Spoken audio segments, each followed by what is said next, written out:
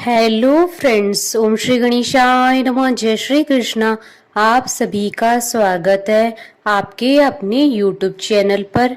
Friends, आज हम आपको इस वीडियो में बताने जा रहे हैं ज्येष्ठ मास की शुक्ल पक्ष की निर्जला एकादशी व्रत का शुभ मुहूर्त, पूजा विधि, पूजा के नियम, निर्जला एकादशी पर रखी जाने वाली सावधानियां और निर्जला एकादशी व्रत की पौराणिक व्रत कथा और निर्जला एकादशी पर धन प्राप्ति, सुख समृद्धि के लिए किए जाने वाले उपायों के बारे में।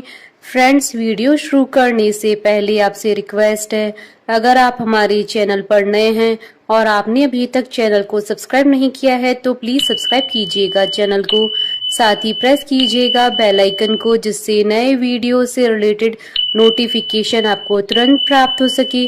और वीडियो पसंद आने पर वीडियो को लाइक और शेयर जरूर कीजिएगा ताकि सभी भक्तों को इस वीडियो का लाभ प्राप्त हो सके।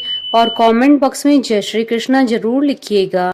ज्येष्ठ मास के शुक्ल पक्ष की एकादशी को निर्जला एकादशी या भीमसेनी एकादशी या पांडव एकादशी कहा जाता है। वैसे तो प्रत्येक एकादशी का अपना महत्व है, लेकिन 24 एकादशियों में निर्जला एकादशी का विशेष स्थान है। इस व्रत को कलयुग में कामधेनु के समान बताया गया है। सामान्य व्रतों में एकादशी व्रत को श्रेष्ठ बताया गया है, जैसे नदियों में गंगा, तत्व में सूर्य और देवताओं में भगवान विष्णु की प्रधानता है, वैसे ही व्रतों में एकादशी व्रत की प्रधानता है। ऐसी मान्यता है कि इस व्रत को करने से सभी रोग शांत होकर लंबी आयु, सुख, शांति, समृद्धि की प्राप्ति होती है। पद्म पुराण में निर्जला एकादशी व्रत के संबंध में बड़ी सुंदर कथा मिलती है। कुंती पुत्र भीम के लिए कोई भी व्रत करना बड़ा मुश्किल था, क्योंकि भूखे रहना उनके लिए संभव नहीं था।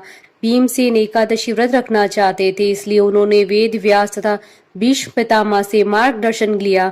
भीम बोले कि मुझसे एक बार भोजन करके भी व्रत नहीं किया जा सकता। मेरे उदर में वक्र नामक अग्नि हमेशा प्रज्वलित होती है। मैं साल में सिर्फ एक ही उपवास कर सकता हूँ, जिससे स्वर्ग की प्राप्ति सुलभ हो जाए और जिसे करने से कल्याण का भागी रहूं। दोनों ने आश्वस्त किया कि यदि वह सिर्फ वर्ष में निर्जला एकादशी का व्रत कर ले तो उन्हें 24 एकादशियों के व्रत का फल मिलेगा। यह सुनकर भीम ने भी शुभ व्रत का आरंभ किया। तभी से यह व्रत लोक में पांडव एकादशी या भीमसेनी एकादशी के नाम से जाना जाता है। मान्यता है कि इस दिन जो स्वयं निर्जल रहकर ब्राह्मण या जरूरतमंद व्यक्ति को शुद्ध पानी से भरा घड़ा दान करता है, उसे जीवन में कभी किसी बात की कमी नहीं होती है, हमेशा सुख समृद्धि बनी रहती है। निर्जला एकादशी का व्रत निर्हार किया जाता है। इस दिन व्यक्ति को अन्न तो क्या, जल ग्रहण करना भी वर्जित होता है।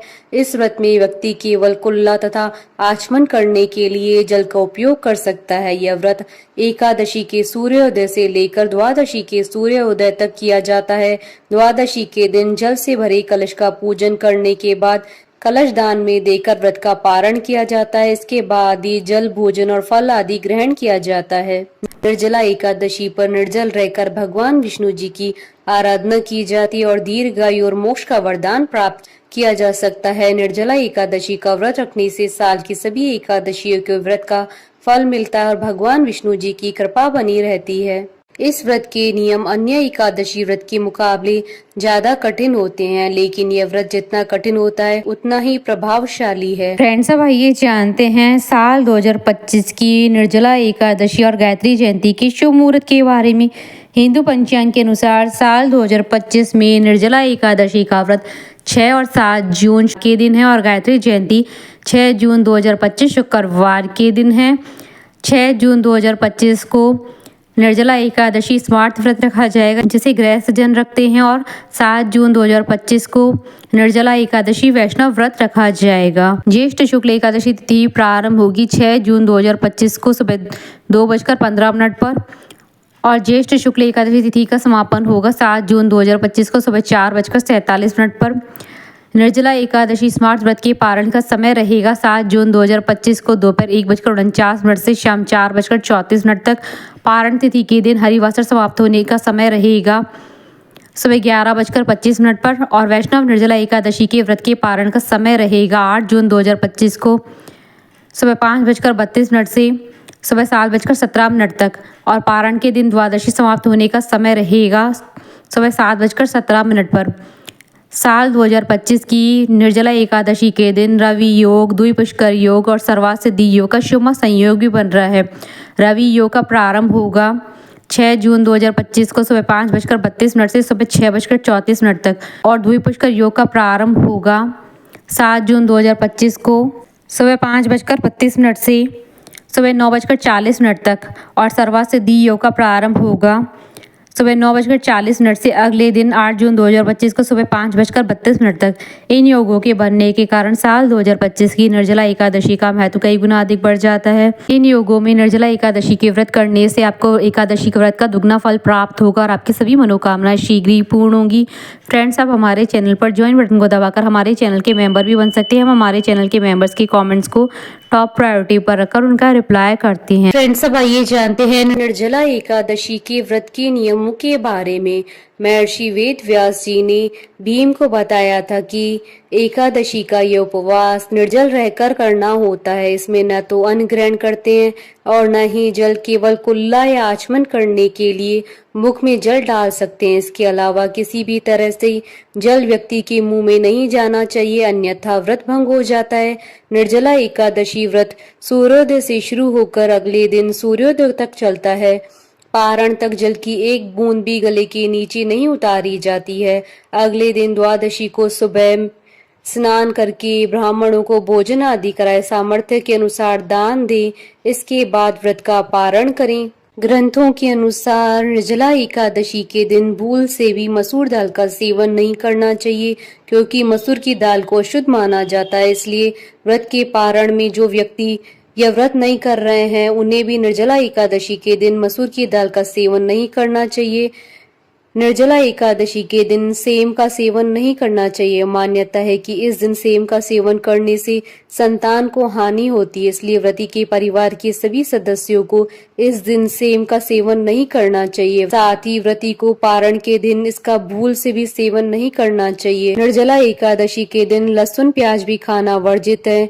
इन्हें तमोगुण का वर्धक माना गया है। ग्रंथों के अनुसार निर्जला एकादशी के दिन व्रती या फिर उसकी घर के सदस्यों को मीठा पान नहीं खाना चाहिए। इसका कारण यह है कि भगवान विष्णु जी की पूजा में मीठा पान चढ़ाया जाता है, क्योंकि यह भगवान को अर्पित किया जाता है, इसलिए इस दिन मीठा पान खाना वर्जित होता है। निर्जला एकादशी के दिन चावल नहीं खाने चाहिए। एकादशी के दिन पान, तंबाकू, सुपारी, शराब आदि नशीली चीजों को सेवन भूल से नहीं करना चाहिए।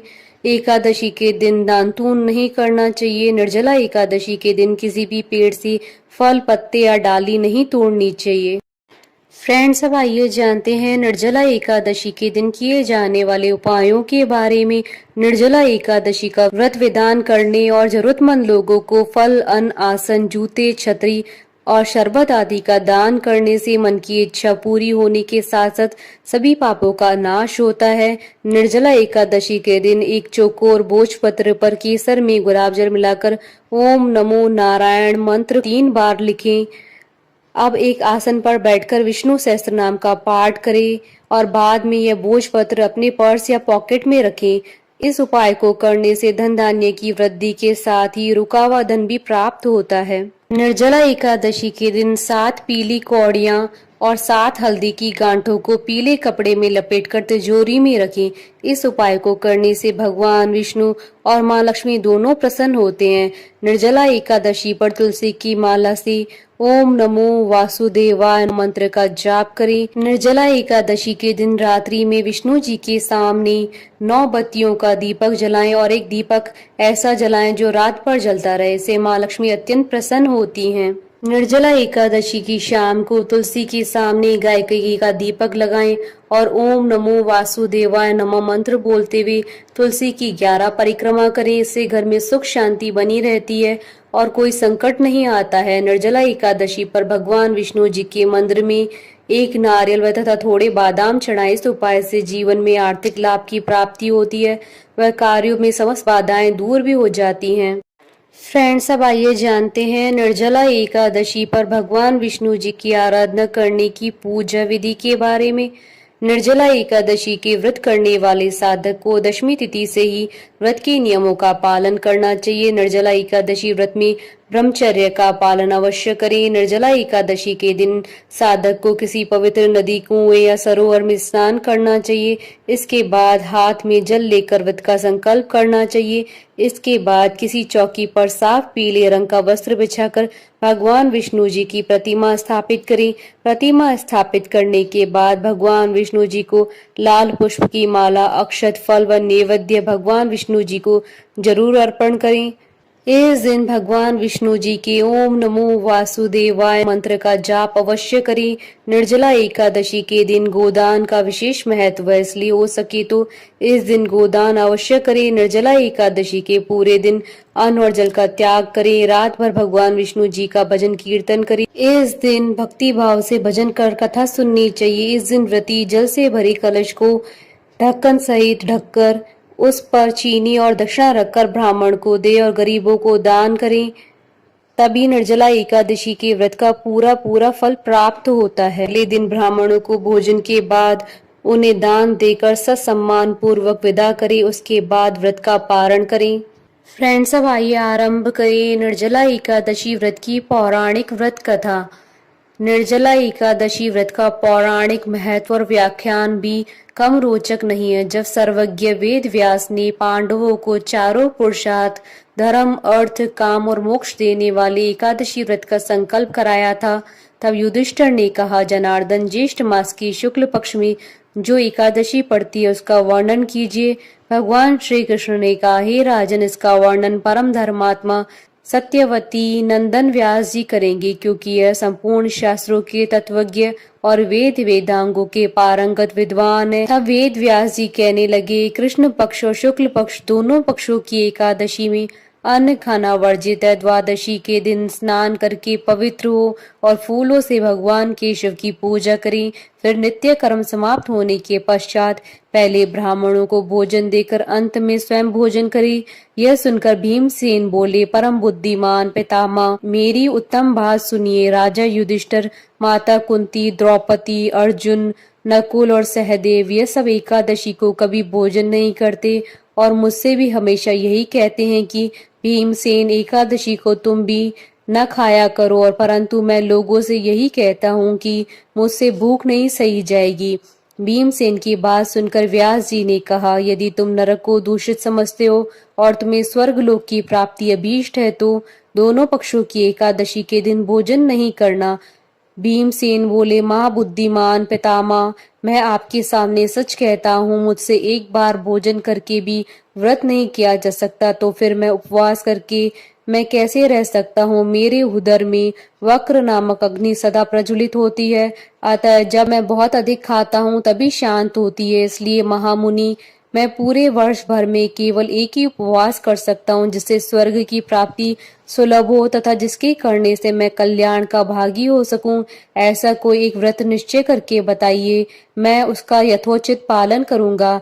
व्यास जी ने कहा, भीम, ज्येष्ठ मास में सूर्य वृष राशि पर हो या मिथुन राशि पर शुक्ल पक्ष में जो एकादशी हो, उसका यत्न पूर्वक निर्जल व्रत करो।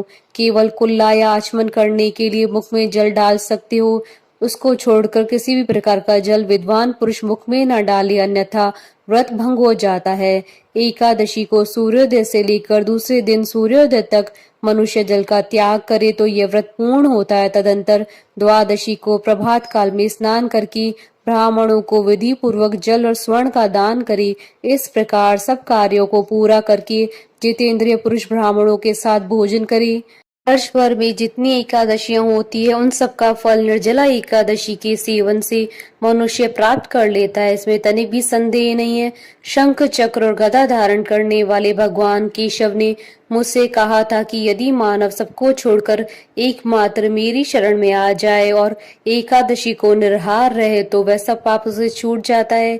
एकादशी व्रत करने वाले पुरुष के पास विशाल काय, विकराल आकृति और काले रंग वाले दंड पाशधारी भयंकर यमदूत नहीं आते हैं। अंतकाल में पीताम्बरधारी सौम्य स्वभाव वाले, हाथ में सुदर्शन धारण करने वाले और मन के समान वेगशाली विष्णु दूत इस वैष्णव पुरुष को भगवान विष्णु के धाम में ले जाते हैं। अतः निर्जला एकादशी को पूर्ण यत्न करके उपवास और श्री हरि का पूजन करो। स्त्री हो या पुरुष, यदि उसने मेरू पर्वत के बराबर भी महान पाप किया हो तो वह सब इस एकादशी व्रत के प्रभाव से भस्म हो जाता है। जो मनुष्य उस दिन जल के नियम का पालन करता है वह पुण्य का भागी होता है। उसे एक एक प्रहर में कोटि कोटि स्वर्ण मुद्रा दान करने का फल प्राप्त होता है। यह सुना गया है। मनुष्य निर्जला एकादशी के दिन स्नान, दान, जप, होम आदि जो कुछ भी करता है वह सब अक्षय होता है। यह भगवान श्री कृष्ण का कथन है। निर्जला एकादशी को विधि पूर्वक उत्तम रीति से उपवास करके मानव वैष्णव पद को प्राप्त कर लेता है। जो मनुष्य एकादशी के दिन अन्न खाता है वह पाप का भोजन करता है। इस लोक में वह चांडाल के समान है और मरने पर दुर्गति को प्राप्त होता है। जो ज्येष्ठ शुक्ल पक्ष में एकादशी को उपवास करके दान करेंगे वे परम पद को प्राप्त होंगी। जिन्होंने एकादशी को उपवास किया वे ब्रह्म हत्यारे, शराबी, चोर तथा गुरुद्रोही होने पर भी सब पातकों से मुक्त हो जाते हैं। कुंती नंदन, निर्जला एकादशी के दिन श्रद्धालु स्त्री पुरुषों के लिए जो विशेष दान और कर्तव्य विहित है उन्हें सुनो। उस दिन जल में शयन करने वाले भगवान विष्णु जी का पूजन और जलमयी धेनु का दान करना चाहिए अथवा प्रत्यक्ष धेनु या घृतमयी धेनु का दान उचित है। पर्याप्त दक्षिणा और भांति भांति के मिष्टानों द्वारा यत्न पूर्वक ब्राह्मणों को संतुष्ट करना चाहिए। ऐसा करने से ब्राह्मण अवश्य संतुष्ट होते हैं और उनके संतुष्ट होने पर श्री हरि मोक्ष प्रदान करते हैं। जिन्होंने शम, दम और दान में प्रवृत्त हो श्री हरि की पूजा और रात्रि में जागरण करते हुए इस निर्जला एकादशी का व्रत किया है उन्होंने अपने साथ ही बीती हुई 100 पीढ़ियों को और आने वाली 100 पीढ़ियों को भगवान वासुदेव के परम धाम में पहुंचा दिया। निर्जला एकादशी के दिन अन्न, वस्त्र, गौ, जल, शैया, सुंदर आसन, कमंडल तथा छाता दान करना चाहिए। जो श्रेष्ठ तथा सुपात्र ब्राह्मण को जूता दान करता है वह सोने के विमान पर बैठकर स्वर्ग लोक में प्रतिष्ठित होता है। जो इस एकादशी की महिमा को भक्ति पूर्वक सुनता अथवा उसका वर्णन करता है वह स्वर्ग लोक में जाता है। चतुर्दशी युक्त अमावस्या को सूर्य ग्रहण के समय श्राद्ध करके मनुष्य जिस फल को प्राप्त करता है वही फल इसके श्रवण से प्राप्त होता है। पहले दंत वादन करके नियम लेना चाहिए कि मैं भगवान के शिव की प्रसन्नता के लिए एकादशी को निराहार रहकर आचमन के सिवा दूसरे जल का भी त्याग करूंगा। द्वादशी को देवेश्वर भगवान विष्णु जी का पूजन करना चाहिए। गंध, धूप, पुष्प और सुंदर वस्त्र से विधि पूर्वक पूजन करके जल की घड़ी का दान का संकल्प करते हुए मंत्र का उच्चारण करे। संसार सागर से तारने वाले हे देव ऋषिकेश, इस जल की घड़ी का दान करने से आप मुझे परम गति की प्राप्ति कराइए। भीमसेन, ज्येष्ठ मास में शुक्ल पक्ष की जो शुभ एकादशी होती है उसका निर्जल व्रत करना चाहिए। उस दिन श्रेष्ठ ब्राह्मणों को शक्कर के साथ जल की घड़ी का दान करना चाहिए। ऐसा करने से मनुष्य भगवान विष्णु के समीप पहुंचकर आनंद का अनुभव करता है। तत्पश्चात द्वादशी को ब्राह्मण भोजन कराने के बाद स्वयं भोजन करें। जो इस प्रकार पूर्ण रूप से पाप नाशनी एकादशी व्रत करता है वैसा पापों से मुक्त हो आनंदमय पद को प्राप्त होता है। यह सुनकर भीमसेन ने इस शुभ एकादशी का व्रत को आरंभ कर दिया। तब से यह लोक में पांडव एकादशी के नाम से विख्यात हुई। बोलिए भगवान विष्णु की जय, सनातन धर्म की जय। हमारे साथ इस वीडियो में अंत तक बने रहने के लिए आपका धन्यवाद। ओम श्री गणेशाय नमः। जय श्री कृष्ण।